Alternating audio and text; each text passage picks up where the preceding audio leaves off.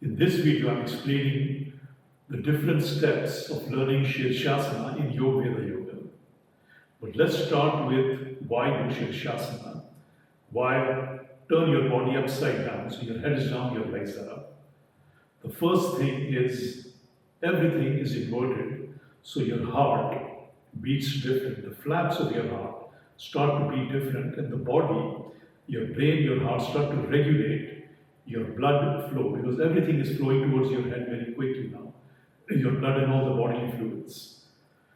This makes that the brain sends a message for the heart to work different. So the first thing is Sirsasana makes your heart stronger. The second is you have all your organs on your diaphragm, your breathing muscle. So that puts a lot of weight on your diaphragm to function and work differently. That makes your diaphragm strong, and especially the muscles of your inhalation, because you're upside down, your exhalation has the force of gravity that you need to make an effort to inhale. And with that additional weight, whatever you have in your abdomen, that makes your inhalatory muscles stronger. The third is all the hormones in your brain, in general the brain, receives more oxygen, more life energy, more prana. So the pituitary gland, the pineal gland, the hypothalamus, and the different parts of the brain, the different lobes of the brain, they have more energy. So if you are feeling lazy, if your brain is under function, that is very good. Fourth is you take the blood flow away, because when you're standing, you have more blood flow towards gravity.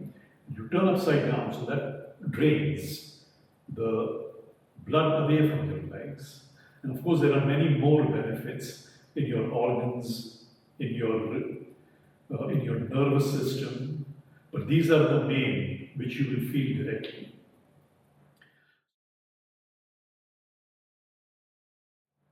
So when you start yoga, in the Yogveda Yoga, in the first level, when you're an absolute beginner, I give this chair to do Sirsasana, because the muscles you need, your shoulder muscles, your neck muscles, your shoulder work, your spine, are not strong yet.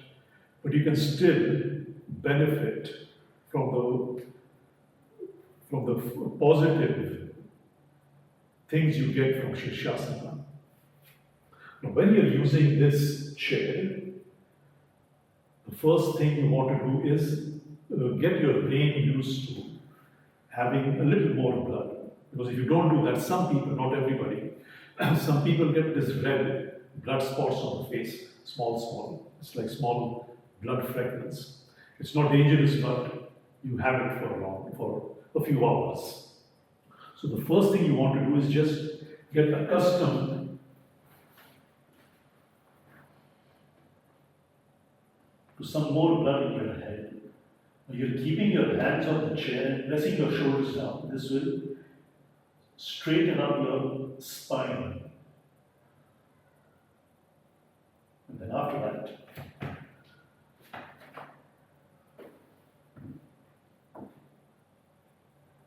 you're fixing your shoulders in, walking in. Now in the beginning, if you cannot come up, so I'll help you come up, and you start with the legs on the wall. What is important is you relax your shoulders. So all your neck muscles, your trapezius muscles, and the spine of your neck is completely relaxed. Your shoulders are relaxed. Then when you feel confident, because again, in the beginning when your abdomen and your back muscles are not strong, you will start to shake a bit. But then it stabilizes after some time.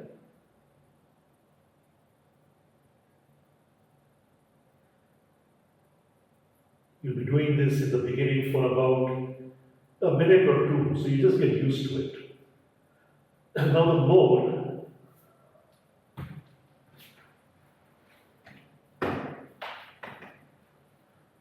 more you get used to it, you start to come up with one leg and then both the legs.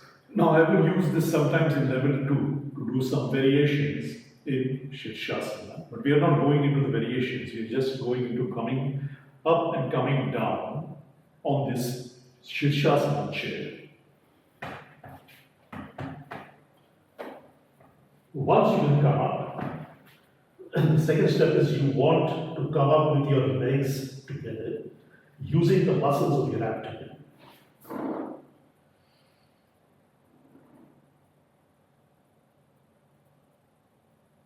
And then eventually straight legs.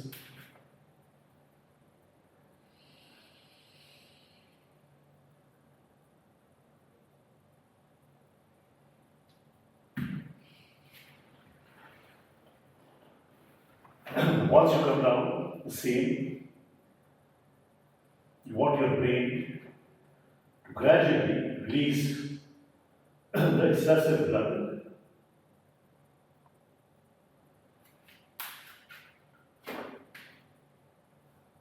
And out. So this is the first step.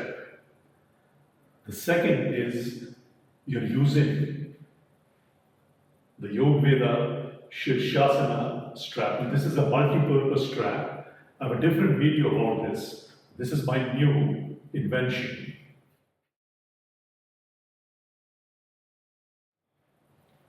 Now you can even use the chair to do Sirsasana if you have a neck pain, because that releases the spine and the muscles of your neck.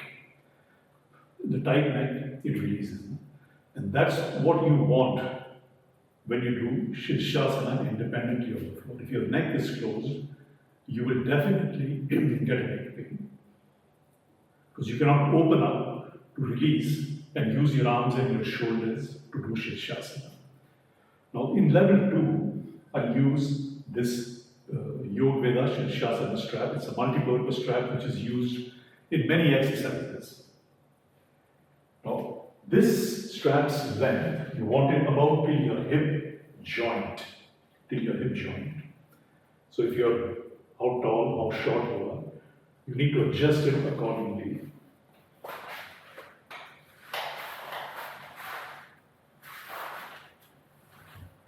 Placing it on your hips, so you feel it is on your cervical spine.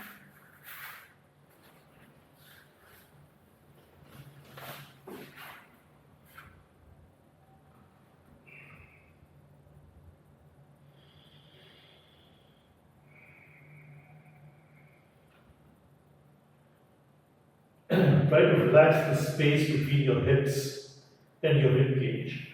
So the muscles of your abdomen, the organs that become softer, they release. Then relax your neck. Now this we do about 5 minutes in the class.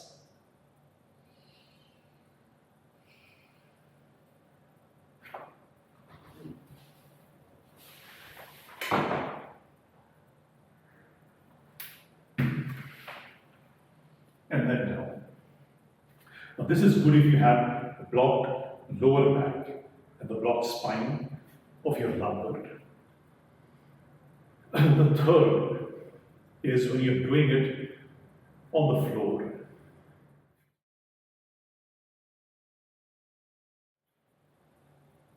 Now in level 3, when you start to learn how to do Sirsasana directly on the floor, you want to make sure that your spine is not closing, because it's very easy to close the space of your shoulder line, thoracic spine. And that makes that your neck starts to close.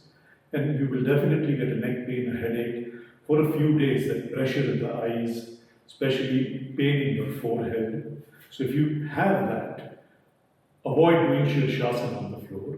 And then follow the instructions, what I'm teaching you now. You need 2 bricks. Now this is the Yogveda Mahamaya mat. It's a thick 6mm mat. So you can do Sirsasana, Sarvangasana directly on the mat. Otherwise, you need to fold or put a blanket inside if you have a thinner mat. You don't want to have too much pressure on your ground chakra. But if you see the setup, there are two bricks here. And the brick on the floor is slightly away from the wall, so you can come and grip the brick like this with your palms strongly, which makes that you activate your biceps, triceps, and your shoulders. Fixing, you're walking in and taking your legs up. Now, what the bricks do is they help you not to close the spine. They're pressing your chest forward, and then you learn how to balance. And the thing is, you want a certain strength in the spine to hold it. So when you're coming down, the weight of the body is on your spine downwards towards your head. And this, if you're doing it correctly, makes your spine strong. If you're doing it wrongly, it gives you just a bad neck pain and makes your neck weak, and you get a cervical spondylitis in your neck. So be very careful of Sirsasana, not to do it wrong. First, as I mentioned, you're holding the bricks.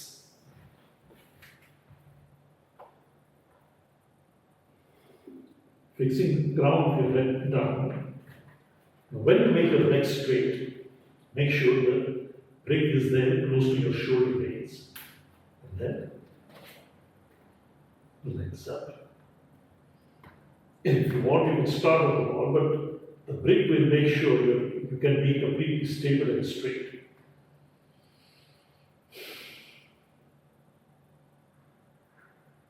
Hold it as long as you can, but work on your shoulders and your arms, because you need to hold and grip the brick.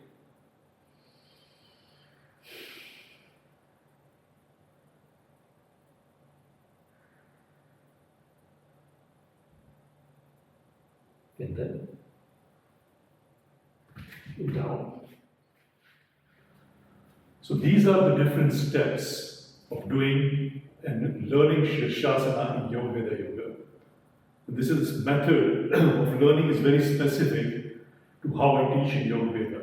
It's not common, or I don't think anybody else does it like that.